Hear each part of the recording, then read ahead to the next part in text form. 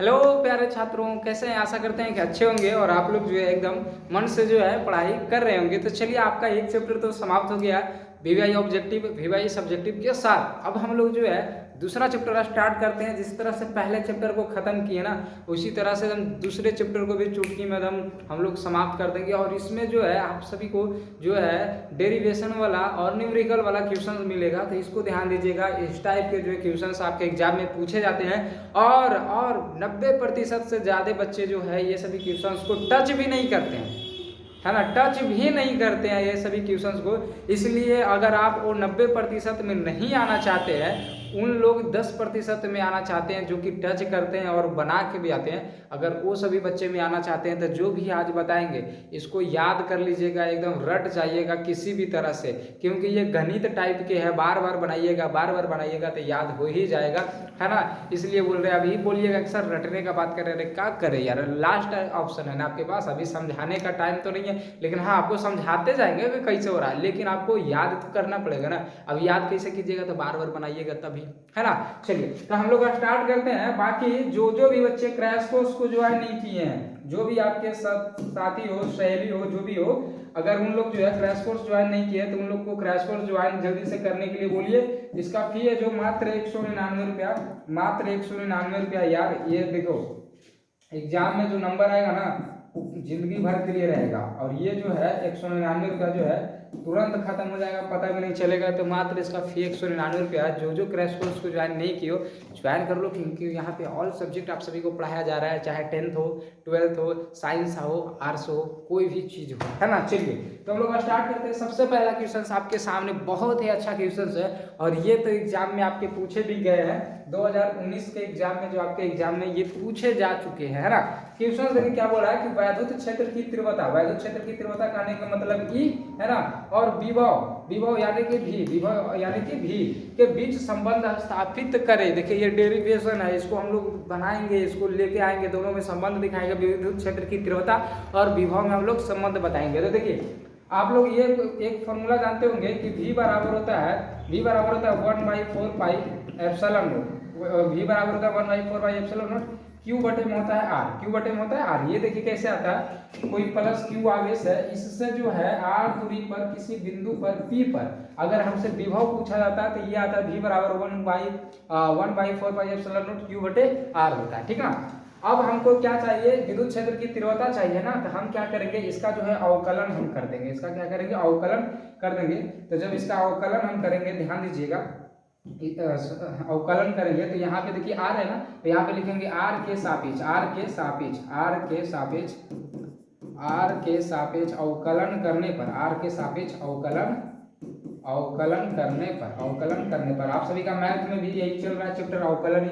तो यहाँ पे लिखेंगे, देखिए डी भी बटे में आ जाएगा डी आर, आर के सापेक्ष कर रहे हैं तो डी आर आ जाएगा, इधर आ जाएगा डी बाई डी आर, और ब्रैकेट में ये पूरे चीज आ जाएगा 1/4 पाई एप्सिलॉन नॉट, है ना, और Q बटे में आ जाएगा आर आ गया, कोई दिक्कत नहीं। अब इसमें देखिए कांस्टेंट चीज क्या क्या है, ये चीज जो आप देख रहे हैं यहाँ से यहाँ, ये सभी जो है कांस्टेंट है, तो ये बाहर आ जाएगा।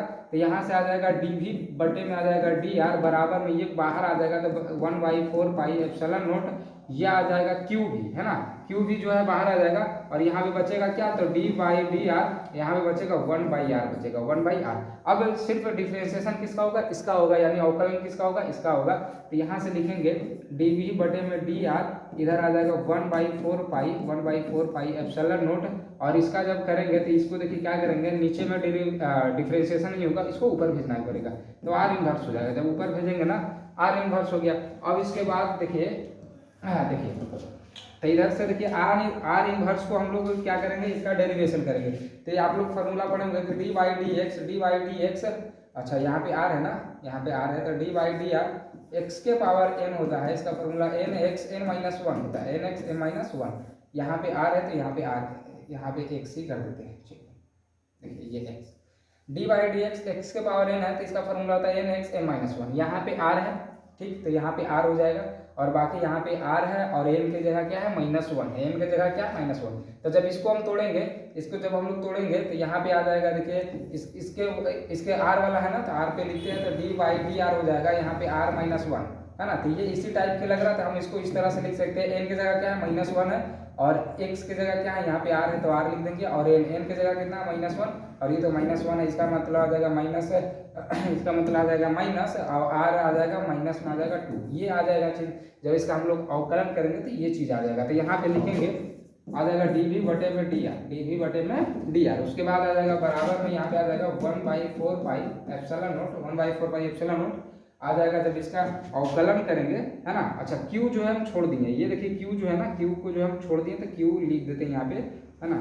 q 1 गुणे q हो जाएगा, ठीक ना। q को छोड़ दिए तो यहाँ से आ जाएगा q और गुणे में यहाँ पे आ जाएगा, गुणे में आ जाएगा क्या, यहाँ पे जब इसका अवकलन करेंगे तो आ जाएगा r के पावर -2, और यहाँ पे आ जाएगा माइनस में -2, है ना, माइनस में r के पावर -2 अवकलन कर दें उसका। अब इधर से आ जाएगा dv बटे में आ जाएगा dr बराबर, ये माइनस को हम आगे कर लेते हैं और आ जाएगा 1/4 पाई एप्सिलॉन नॉट q। और ये देखिए पावर में माइनस r के पावर -2, तो ध्यान दीजिए r के पावर -2 है, जब इसको नीचे हम लेके आएंगे तो r के 1/r² हो जाएगा, यानी कि बटा में आता है तो माइनस जो है खत्म हो जाएगा पावर वाला, तो ये आ जाएगा नीचे में r², ये आ जाएगा नीचे में क्या, r²। अब आप लोग जो है ये फॉर्मूला के बारे में जानते हैं कि ये जो है किसके जैसा नजर आ रहा है, ये जो है किसी बिंदु पे जो है प्लस q आवेश से किसी r दूरी पर किसी बिंदु पे जो है विद्युत क्षेत्र की तीव्रता होता है, यानी कि ये E होता है। तो यहाँ से आ जाएगा, यहाँ से आ जाएगा dv बटे में आ जाएगा dr बराबर में माइनस ई हो जाएगा। अब देखिए इसको फाइनल में लिखते हैं, ये माइनस हम इधर भेज सकते हैं, तो यहाँ से आ जाएगा ई बराबर आ जाएगा -dv बटे में dr। यही हमारा क्या है, संबंध है, यही हमारा संबंध है। ये विभव और विद्युत क्षेत्र की तीव्रता में हमारा संबंध निकल गया। अगर इतना आप कर देते हैं तो आपके एग्जाम में 2 नंबर में ये पूछे जाते हैं, है ना, 2 नंबर में पूछे जाते हैं। अगर आप इतना कर देते हैं तो 2 नंबर आपका फिक्स, 2 नंबर आपका फिक्स, है ना। समझ में आया होगा। चलिए इसका ले सकते हैं आप क्या बोलते हैं स्क्रीनशॉट, ठीक ना। चलिए अब इसको जो हम इधर रफ कर देते हैं। चलिए दोस्तों अब चलिए हम लोग दूसरा क्वेश्चन पे चलते हैं। दूसरा क्वेश्चन से भी बहुत बड़ा मजेदार क्वेश्चन है और ये एग्जाम में ये भी पूछे गए हैं, ये 2018 के एग्जाम में जो ये पूछे गए हैं। देखिए समझिएगा, बोला जा रहा है कि वायुमंडल वैद्युत उदासीन होता है, क्यों? वायुमंडल जो है वैद्युत उदासीन होता है, क्यों होता है, वो हमको बताना है। तो इसका उत्तर में लिखेगा, उत्तर में लिखेगा, ठीक है ना, उत्तर में कि हमारे वायुमंडल में मुख्यतः नाइट्रोजन, है ना, ऑक्सीजन, कार्बन डाइऑक्साइड, है ना, तथा जल वाष्प जैसी गैसें पाई जाती है। हमारे वायुमंडल में जो है बहुत सारे प्रकार की जो है गैसें जो है पाई जाती है। सबसे ज़्यादा कौन पाया जाता है, तो नाइट्रोजन हो गया, उसके बाद कौन पाया जाता है, ऑक्सीजन हो गया, उसके बाद जो हमारा है कार्बन डाइऑक्साइड, फिर और तरह तरह के बहुत आर्गन वगैरह ये सब जो है बहुत प्रकार की गैसें हमारे वायुमंडल में, है ना, है। चलिए तो बोल रहा है कि सूर्य से आने वाली कॉस्मिक किरणें, है ना, कॉस्मिक की किरणें मतलब सूर्य से बहुत प्रकार की किरणें आती है ना, बहुत प्रकार की किरणें आती है। उसमें से एक जो हमारा है कॉस्मिक की किरणें जब वायुमंडल से होकर गुजरती है, जैसे वायुमंडल जो हमारा होता है, मान चलिए सूर्य है, ये हमारा वायुमंडल है, जब कॉस्मिक किरणें आती है तो वायुमंडल से होकर जब गुजरता है, वायुमंडल से होकर इधर देखिए आ रहा है, गुजर रहा है ना, तो इन्हें आयनित कर देती है। तो इन्हें क्या कर देती है, आयनित कर देती है। ये वायुमंडल को जो है क्या कर देती है, और इसमें जो गैसें जो है इसको क्या कर देती है, आयनित कर देती है, जिससे संपूर्ण वायुमंडल आवेशित हो जाता है। जिससे संपूर्ण वायुमंडल क्या होता है, आवेशित हो जाता है। इसमें जो गैसें वगैरह जो है उसको क्या कर देती है, ये जो कॉस्मिक जो किरण है वो क्या कर देती है, उसको आयनित कर देती है, मतलब प्लस और माइनस को में बना देती है इसको, है ना। तो क्या हो जाता है कि आवेशित हो जाता है ना, तथा उदासीन नहीं रह पाता, उसको प्लस और माइनस में बना देता है, उदासीन नहीं रह पाता, ठीक ना, ठीक ना। उदासीन मतलब कि उसमें कुछ भी नहीं हो, उसमें कुछ भी नहीं हो तो उदासीन, ठीक है। बाकी उसको आवेशित कर देता है। कहने का मतलब कि जैसे ही इसमें आता है, जैसे इसमें कॉस्मिक किरणें आती है तो वो सब जो गैसें वगैरह ये सब जो है उसको आवेशित कर देता है ना, उसमें प्लस और माइनस आ जाता है, जिसके कारण वो आवेशित हो जाता है ना, तो वह जो है उदासीन नहीं रह पाता। बस इतना ही जवाब आपको लिखना है इसमें, बस इसका उत्तर हो जाएगा। स्क्रीनशॉट लेना चाहते हैं ले सकते हैं। चलिए बाकी अगला नंबर क्वेश्चन से आपका तीसरा नंबर क्वेश्चन, तीसरा भी एकदम भयंकर है, एकदम भयंकर क्वेश्चन है ये, है ना, ये भी एकदम खतरनाक क्वेश्चन है। ये भी जो है आपके 2017 के एग्जाम में जो है पूछे गए क्वेश्चन। देखिए क्या बोल रहा है कि एक आवेश निकाय के कारण एसआई पद्धति में वैद्युत विभव, है ना, वैद्युत विभव इतना दिया हुआ v बराबर 3 + 2x हो तो x बराबर 2m पर वैद्युत क्षेत्र का मान क्या होगा। वैद्युत क्षेत्र देखिए, अगर विभव दिया हुआ रहता है और वैद्युत क्षेत्र अगर हमको पूछता है तो हम क्या करते हैं, उसका अवकलन कर देते हैं। ध्यान दीजिए, यहाँ पे आपको फर्स्ट क्वेश्चन में वही हम बताए थे, यहाँ से हमसे वैद्युत क्षेत्र की तीव्रता और विभव में हमसे संबंध पूछा था, अवकलन निकाले थे। इसी तरह से यहाँ भी उसी तरह से करेंगे, यहाँ भी हम अवकलन निकालेंगे, बस इसका आंसर हमारे पास होगा, उसका अवकलन निकाल देंगे। तो इसका देखिए v बराबर दिया हुआ है 3 + 2x है ना, तो इसका अवकलन कर देंगे। तो यहाँ पे x है तो x के सापेक्ष करेंगे, तो लिखिएगा x के सापेक्ष अवकलन करने पर, x के सापेक्ष अवकलन करने पर, तो देखिए x के सापेक्ष करेंगे तो इधर हो जाएगा dv/dx बराबर में इधर आ जाएगा d/dx 3 + 2x आ जाएगा, 3 + 2x। चलिए अब यहाँ पे ये क्या चीज है, तो ये जो हमारा विद्युत क्षेत्र की तीव्रता है, लेकिन आप बोलिएगा कि सर विद्युत क्षेत्र की तीव्रता तो यहाँ पे ई यहाँ पे आर था, ये तो विद्युत क्षेत्र की देखिए ना, ई बराबर कितना है dv/dr, तो यहाँ पे आर क्या था, तो दूरी था ना दोस्त, तो यहाँ पे आर की जगह हम x भी लिख सकते हैं। यहाँ पे मान के चलिए कि दूरी हम 1 से ले लेते तो x हो जाता, उसमें से कोई दिक्कत है नहीं है। ये ना सोचिएगा कि ये क्या चीज आ गया है ना, यहाँ पे x है तो x कोई दिक्कत नहीं है, दूरी को शो कर रहा है, तो यहाँ पे हम x को लिख देंगे दूरी की जगह, तो वही आ गया dv/dx। ये हो गया हमारा विद्युत क्षेत्र की तीव्रता।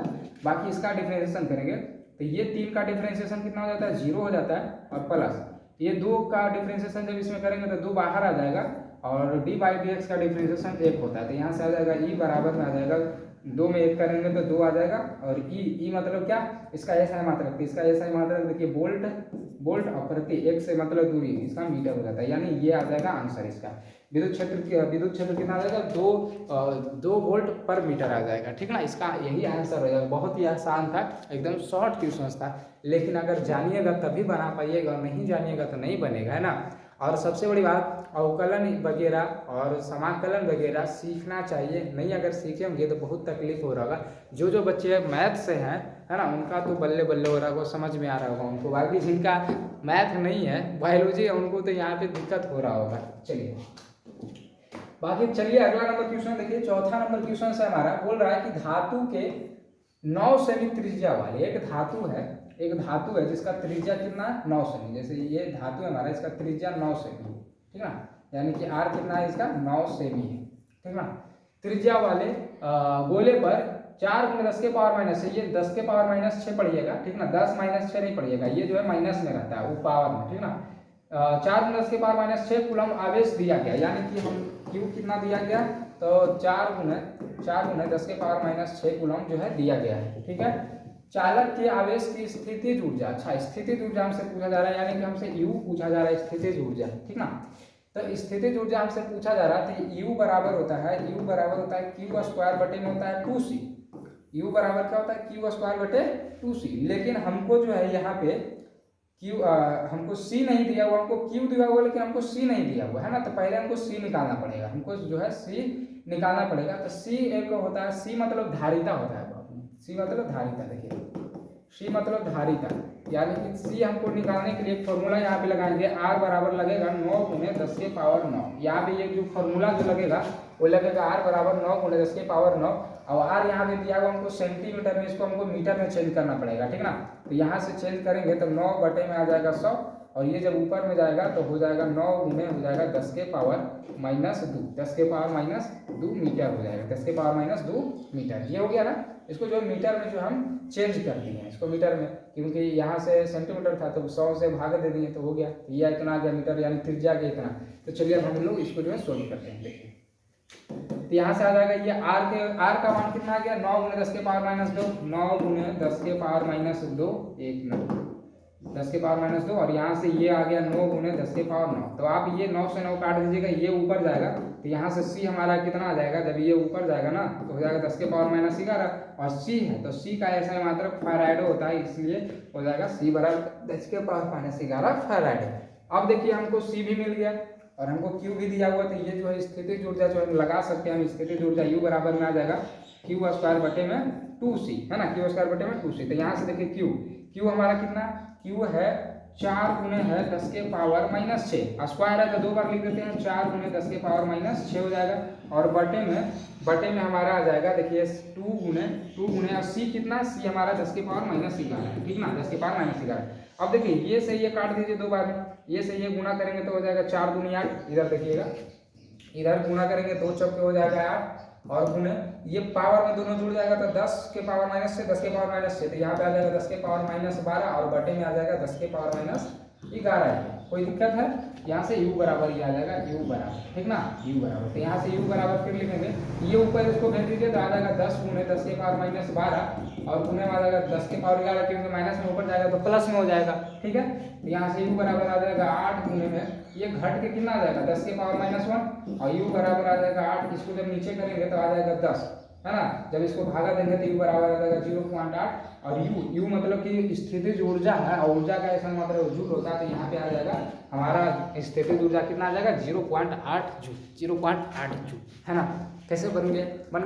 एक मिनट, नीचे मीटर रखा हुआ है यार, इसलिए थोड़ा सा कभी कभी जो पैर हाथ हिल जाता है ना, जिसकी वजह से ऐसा हो जाता है। समझ में आया कि नहीं?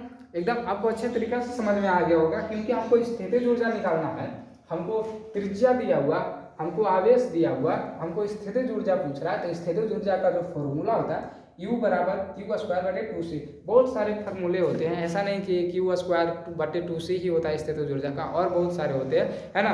यहाँ पे जो धारिता जो c है, इसका ये नहीं कि r बटे में 9 गुने 10 के पावर 9 भी होता है, 9 ही होता है, बहुत सारे फार्मूले होते हैं, लेकिन उसका यूज कहाँ पे करना है ये आपको याद रखना है। तो इसका ऐसे बनता है, याद रखिएगा, ठीक ना। अभी और आगे हम लोग पढ़ेंगे तो और समझेंगे, बाकी इसका स्क्रीनशॉट आप ले लीजिए अगर लिखना चाहते हैं तो आपको समझ में आया होगा। चलिए अब अगला नंबर क्वेश्चन से आपका, चलिए अब अगला 5वां नंबर क्वेश्चन से। 5वां नंबर क्वेश्चन बोल रहा है चालक की धारिता से आप क्या समझते हैं? चालक की धारिता, धारिता मतलब कि सी, धारिता मतलब कि सी, अभी बताएं। तो चालक की धारिता होता क्या बाबू कि मान के चलिए कि ये कोई चालक है, ये कोई क्या है? चालक, ये कोई चालक है, ठीक है। जब इसको Q आवेश दिया जाता है, मान चलिए इसको जो है क्या दिया जाता है? Q आवेश दिया जाता है।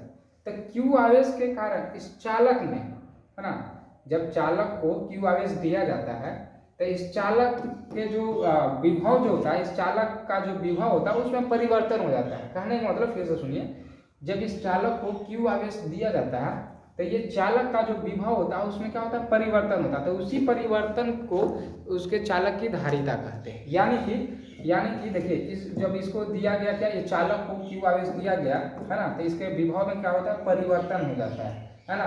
तो उसको हम लोग क्या कहते हैं? हम लोग धारिता कहते हैं। C बराबर हो जाएगा Q बटे V, C बराबर Q बटे V।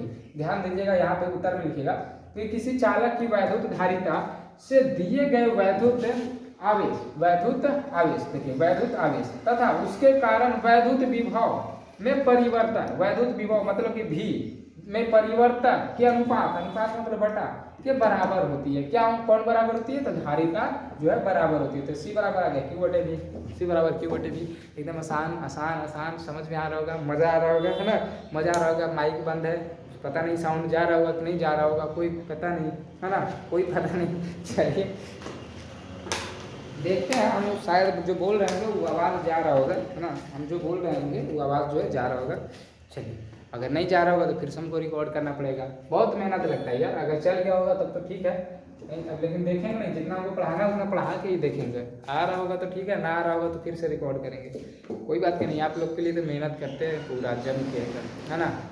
चलिए इसको रख लेते हैं यहाँ पे, बाकी उसके बाद हम लोग आगे देखते हैं। देखिए अगला क्वेश्चन है, ये भी देखिए बहुत छोटा क्वेश्चन है ना, बहुत छोटा क्वेश्चन है ये, है ना। इसमें कोई जान प्राण है नहीं, लेकिन याद रखिएगा ऑब्जेक्टिव में भी पूछा जाएगा आपसे।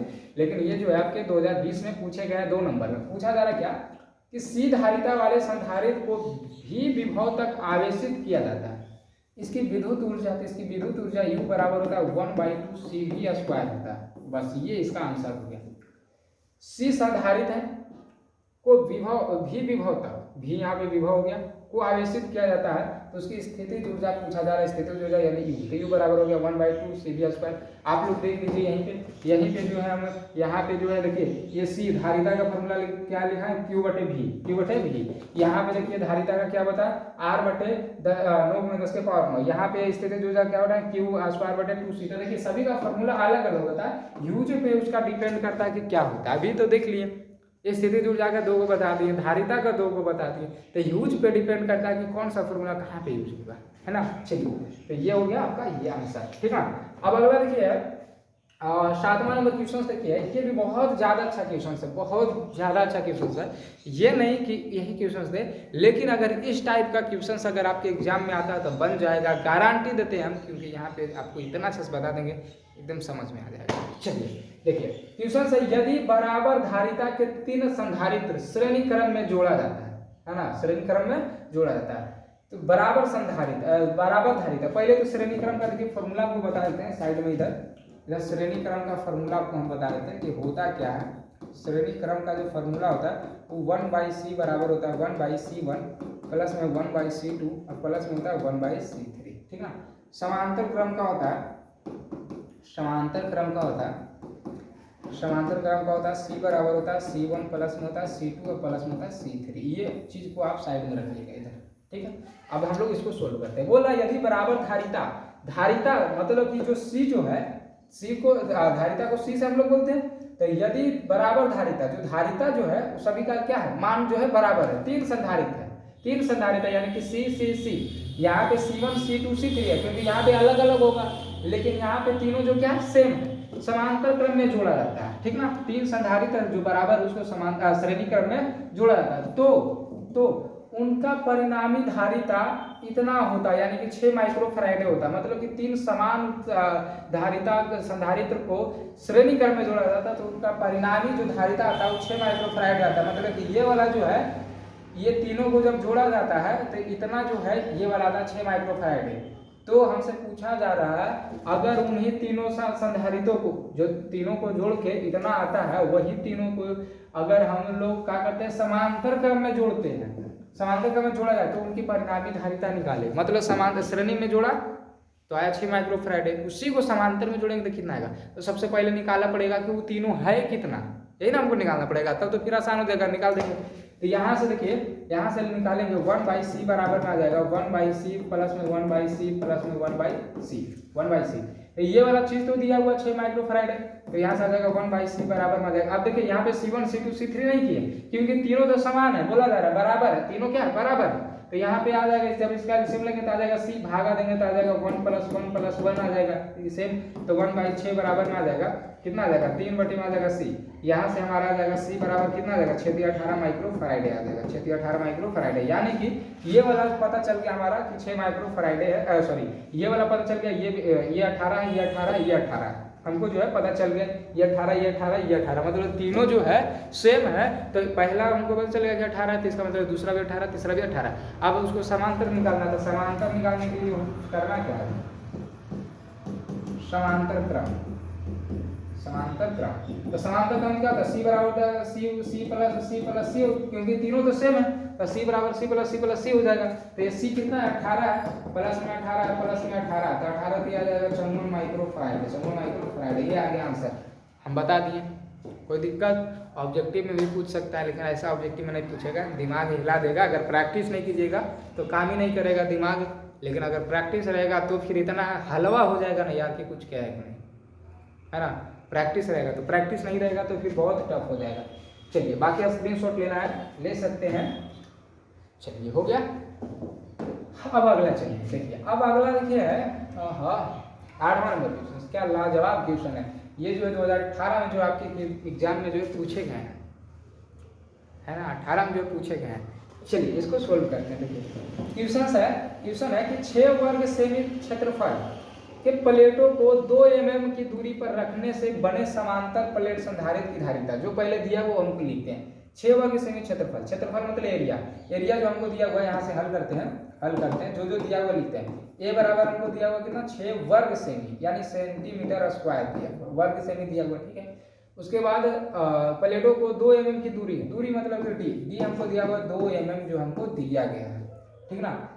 सबसे पहले सेंटीमीटर में दिया हो तो इसको मीटर में चेंज करेंगे, तो जब इसको हम लोग मीटर में चेंज करेंगे तो आ जाएगा 6 गुने, और नीचे में देखिए आ जाएगा, जब ये रहता है ये 6 सेंटीमीटर अगर रहता तो इसको 6/100 लिखते, लेकिन यहाँ पे स्क्वायर है तो इसको भी स्क्वायर कर देंगे, तो स्क्वायर करेंगे तो 4 जीरो आ जाएगा ना, तो 6 में आ जाएगा 4, स्क्वायर है तो 4 जीरो आ जाएगा, तो यानी इसको हम लिख सकते हैं 6/10⁻⁴, ये ऊपर में जाएगा तो 6 गुने में हो जाएगा 10⁻⁻⁴, है ना।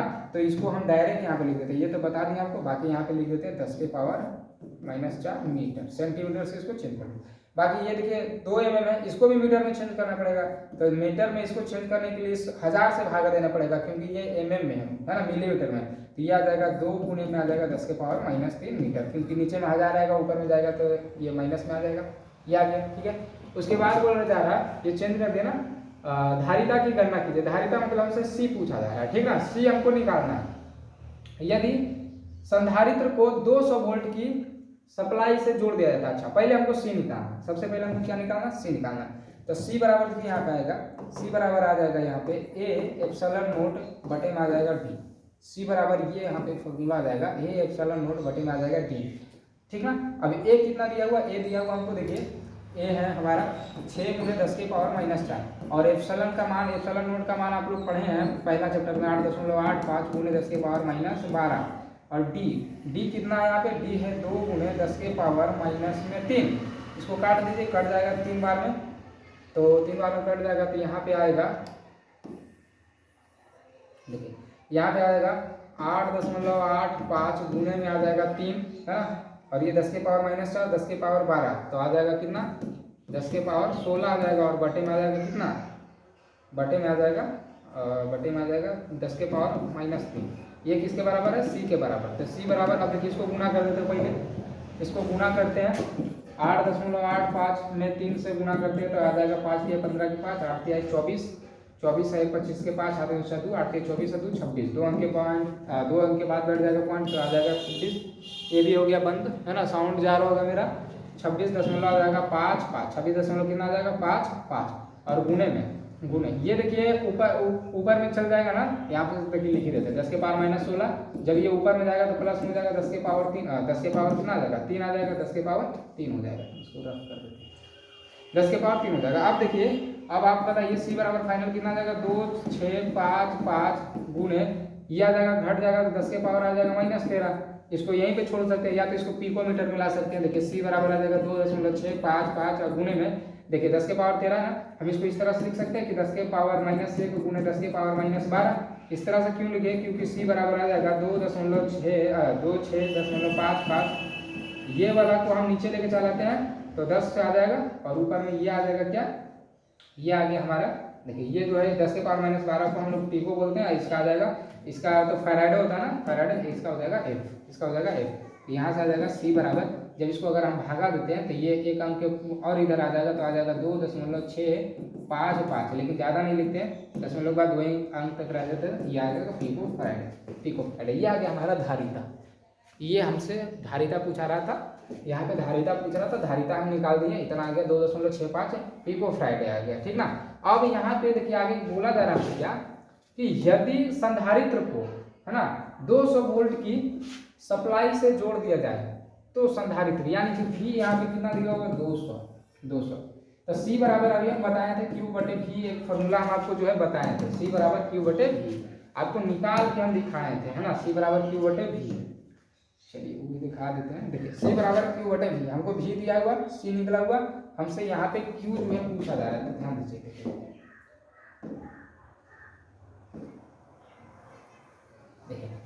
कितना आवेश होगा, तो हमसे आवेश पूछा जा रहा है ना, तो वही लगा देंगे C बराबर Q/V, तो यहाँ पे हमसे आवेश पूछा जा रहा था, Q बराबर आ जाएगा CV, तो Q बराबर आ जाएगा C, हम निकाले हैं नीचे में, C निकाले हैं कितना 2.65, अच्छा ये वाला यूज कर लेते हैं ना, ये वाला यूज कर लेते हैं, यहाँ पिको है ना, तो ये वाला तो नीचे में आ गया, तो ये तो 2.6 आ गया, तो ये वाला पिको हटा के 10 के पावर -12 ले लेते हैं, ये 10 के पावर आ जाएगा 10 के पावर -12, और भी कितना दिया होगा, तो 200 दिया, वो 200, जब इसको सोल्व करेंगे तो ध्यान दीजिए, इसको सोल्व करेंगे तो 6 5 आ जाएगा, गुने में 10 के पावर -12, इधर 2 गुने 10 के पावर 2, इसको लिख सकते हैं 200 को, अब 2 से इसमें गुना करेंगे तो 2.65 में 2 से अगर गुना हम करते हैं तो आ जाएगा 5 दूनी 10 के 0, 6 दूनी 12, 1 13 के 3, 2 दूनी 4, 1 5, यानी 53 आ जाएगा। 2 के बाद बैठाएंगे ना तो 5.3 आ जाएगा, है ना। तो यहाँ से आ जाएगा 5.3, 5.3, ये क्या निकल रहा है क्यू, 5.3 गुणे, और ये देखिए 10 के पावर -2, ये 10 के पावर 2 है, तो यहाँ पे आ जाएगा 10 के पावर -10, और ये क्यू है तो क्यू आएगा तो कूलम आ जाएगा यहाँ पे, यहाँ सब जाएगा। आवेश कितना आवेश जाएगा ये पता चलिए, ठीक है। कोई दिक्कत समझ में आ गया यहाँ तक? बहुत ही आसान है यार, अगर आप लोग बनाते हैं ना, प्रैक्टिस कर लीजिएगा तो कोई भी मतलब बच्चा जो है इसको बना सकता है आसानी से। बस सिर्फ प्रैक्टिस करते रहिए, हम पूरा समझाने का प्रयास कर रहे हैं आपको कि कैसे कैसे क्या चीज़ हो रहा है। बस इसको प्रैक्टिस कर लीजिए, गारंटी देते हैं इसी से क्वेश्चन आएगा। सेम टू सेम अगर नहीं आया तो हल्का फल्का अंक चेंज होगा, 200 की जगह 400 दे देगा, 2 mm की जगह 10 mm दे देगा, लेकिन रहेगा क्वेश्चन तो ऐसे ही, ठीक ना। चलिए स्क्रीनशॉट लेना है, ले सकते हैं आप लोग स्क्रीनशॉट, और आप हम लोग कर ले क्या, और कर ले या छोड़ दें, और कर ले या छोड़ दें, छोड़ देते हैं, बहुत ज़्यादा हो गया, छोड़ देते हैं। हम लोग आगे करेंगे क्योंकि 2 लेक्चर में लाएंगे ना तो ठीक रहेगा, 2 लेक्चर में लाएंगे तो ठीक रहेगा। आगे छोटा छोटा क्वेश्चन है, यहीं तक रहने देते हैं। चलिए बाकी यहाँ तक कैसा लगा आप सभी को ये जरूर बताइएगा, ठीक ना, क्योंकि क्वेश्चन बहुत आसान था, एकदम मज़ा आ गया होगा आप सभी को कि कैसे बन रहा है ना बन रहा है ना। बस सिर्फ प्रैक्टिस करते रहिए, प्रैक्टिस पे ही सब कुछ निर्भर है। अगर प्रैक्टिस नहीं कीजिएगा तो भुला जाइएगा, बस हम यही कहना चाहते हैं। बाकी एग्जाम में ज़्यादा समय रहा नहीं, हम लोग पूरा प्रयास कर रहे हैं आप सभी को जल्दी से जल्दी अच्छा नंबर दिलाने का। सिलेबस खत्म कर देंगे, उसके बाद ऑब्जेक्टिव सब्जेक्टिव इतना प्रैक्टिस करवाएंगे ना आपको, इतना प्रैक्टिस ऐसे भी आपको पहले दे रहे हैं, इसी से जब प्रैक्टिस करवाएंगे ना, जब टेस्ट लिया जाएगा यही सबसे लिया जाएगा। इसलिए कॉपी में नोट कर, PDF के चक्कर में नहीं रहिएगा, कॉपी में नोट कीजिए। अरे PDF मिलेगा तो ऐसे मिलेगा यार, तो फिर समझ में आएगा, कुछ समझ में आएगा। PDF इसका लेके क्या कीजिएगा जब पढ़ाई नहीं कीजिएगा। इसलिए PDF के चक्कर में मत रहिए, जो यहाँ पे बताया जाता है क्वेश्चन सहित आंसर कॉपी में नोट कीजिए। और चैप्टर वाइज देते जा रहे हैं, ऐसा नहीं कि मिला के दे रहे हैं, चैप्टर वाइज दे रहे हैं, चैप्टर वाइज नोट्स बनाते जाइए, एग्जाम में काम देगा बहुत। चलिए बाकी यहीं तक हम लोग रखते हैं, इसके अगले वीडियो में आएगा एक और लेक्चर इसका, वहाँ पे सब्जेक्टिव खत्म हो जाएगा। तीसरे लेक्चर में आपको मालूम है कि हम लाते हैं ऑब्जेक्टिव क्वेश्चंस। क्यों लाते हैं? क्योंकि यहाँ से हम लोग सीख जाते हैं ना, तो वहाँ पे हमको आसानी मतलब आसान बन जाता है। चलिए तो बाकी जो क्रैश कोर्स को ज्वाइन नहीं किए हैं बोल दीजिएगा, बाकी आपके साथी सहेली जो भी हैं उनको भी बोल दीजिएगा क्रैश कोर्स ज्वाइन करने के लिए। ज़्यादा फी नहीं लिया जा रहा, मात्र 199 रुपये। अगर कोई आपका डाउट हो इस नंबर पर आप लोग संपर्क जरूर कीजिएगा। चलिए मिलते हैं अगले वीडियो में, तब तक के लिए जय हिंद जय भारत।